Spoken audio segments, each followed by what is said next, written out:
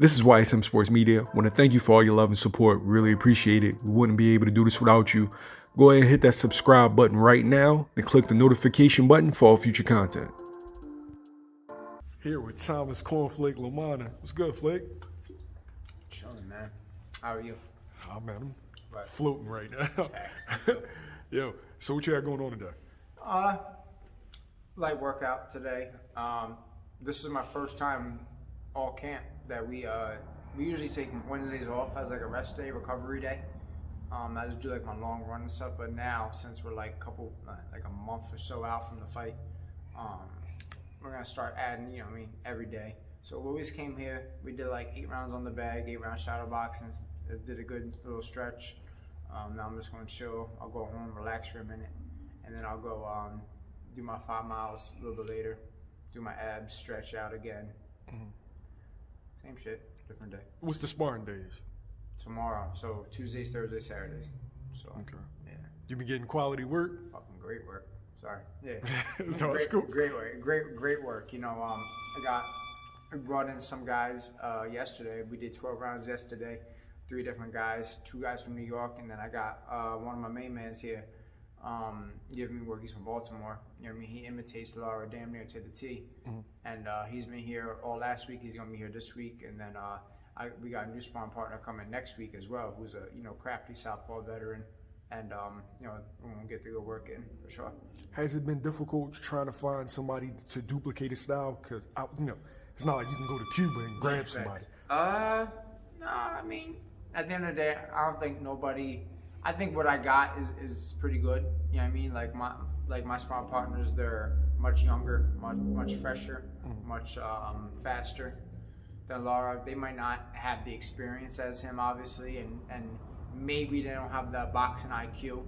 But at the end of the day, this is a physical sport, and their physical attributes are, I think, a little bit better than Lara's, only because the age factor. So he's damn near about 50. So, so I think that is going to benefit me. You know what I mean? Especially in the fight. They're strong too, strong guys. Obviously with this fight being at 160, regardless of me fighting at 160 early on in my career, I want to get used to the new weight. You know what I mean? The heavier punches and all that stuff. You know what I mean? So, but to answer your question, no. I don't think it's not a big deal, not a big problem. I think what we got is fairly good. How did this fight come about? Because both of you are both moving up from 54 to 60 for the vacant WBA. Yeah. So, I mean, real fact of the matter is this, man. I call it what it is, man. He wants no parts of his mandatory at 54. His mandatory is Michelle Soro. You know what I'm saying? Who's a dog. He's someone that, if you don't have to, if you don't have to fight him, you probably wouldn't. You know what I mean? And, they want to make Lara out to be like, the 3-time 2-division world champion. You know what I mean? In a second weight class and stuff like that. And, it just happened. We're with the same people. We're at the same company, per se. You know what I'm saying? So it was a very easy fight to make. It was a fight that was supposed to happen a couple times. And,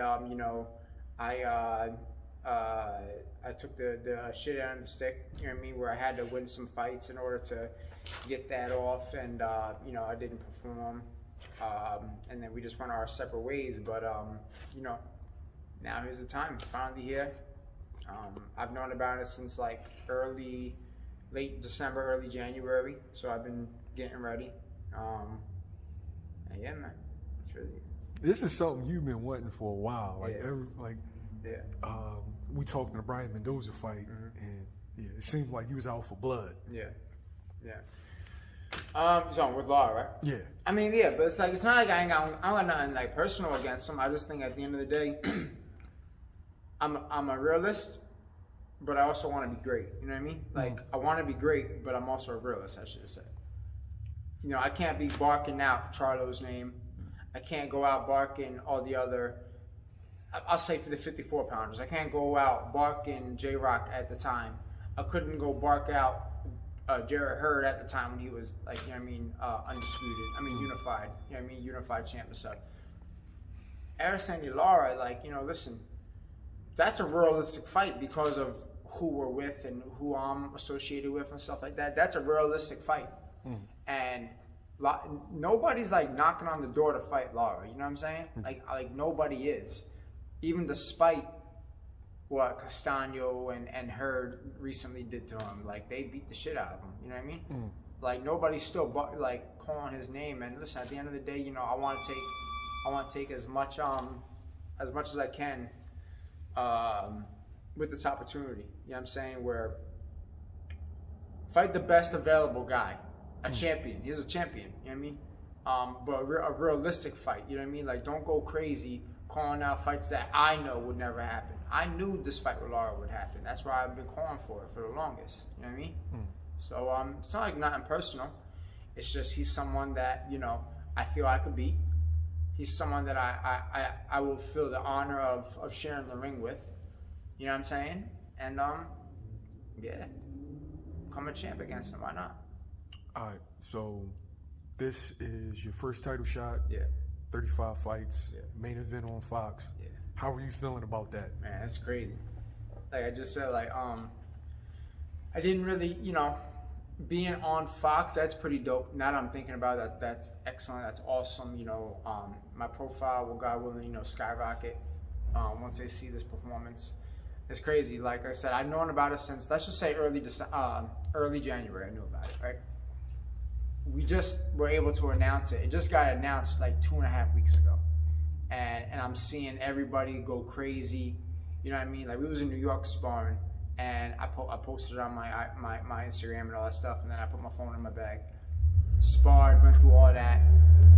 An hour later, hour and a half later, whatever, I see my phone and my shit is just blown up from the positives and the negatives, the comments, the likes, the shares, the interview requests, to the where's my merch, there's gonna be crowds, so where can we buy tickets, like all that, like the good and the bad. And I was like, shit, man, this is crazy.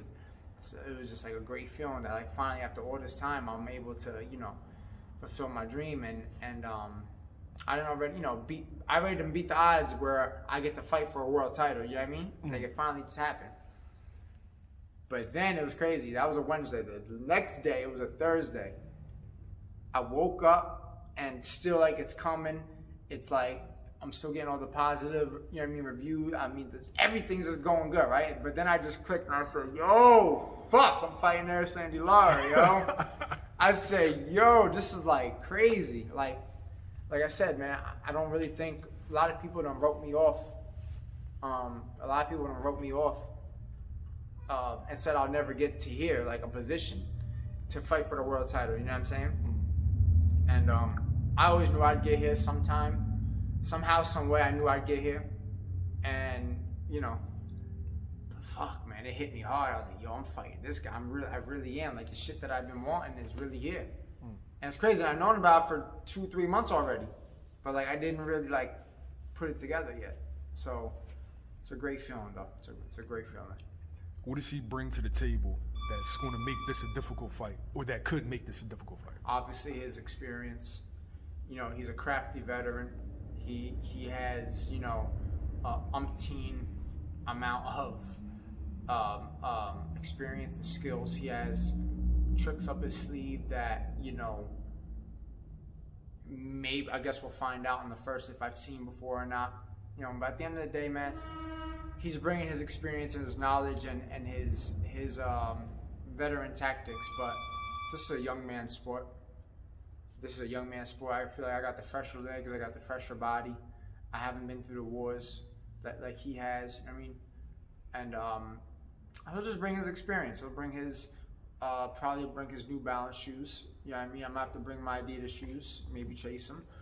He's talking about, you know, sitting in the pocket, which I highly doubt. And if he does, you know, I truly feel that age will catch up to him. I think the age will catch up to him. I know he's out when he's in between camps, you know, getting drunk as shit, you know what I mean?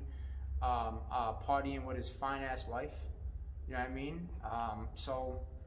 Yeah, and he's in camp to lose the weight, you know what I mean? There's certain reasons why, other than him not wanting to fight Sorrel, there's certain reasons why he's not fighting at 54, and it's pretty obvious, you know what I'm saying? He blows up like a balloon, you know? And we'll just have to see what he brings on the first. You said this is a young man's sport. Yeah. Right?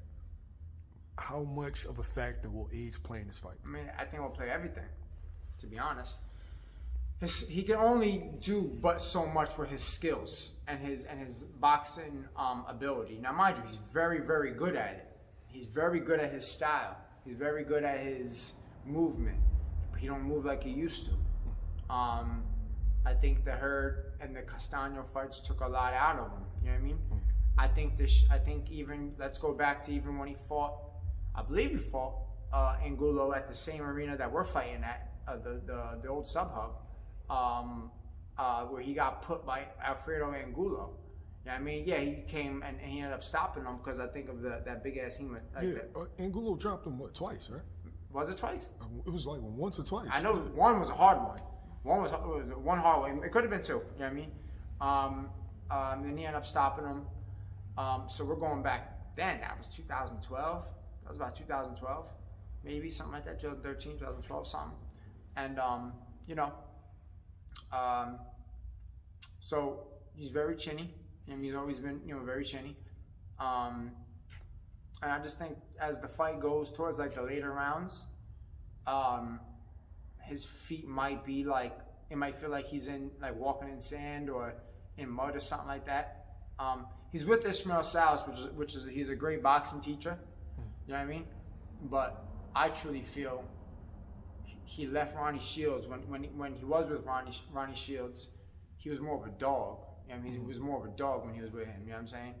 And it showed obviously with the Castaño and the Hurd fights and all that. He was more of a dog.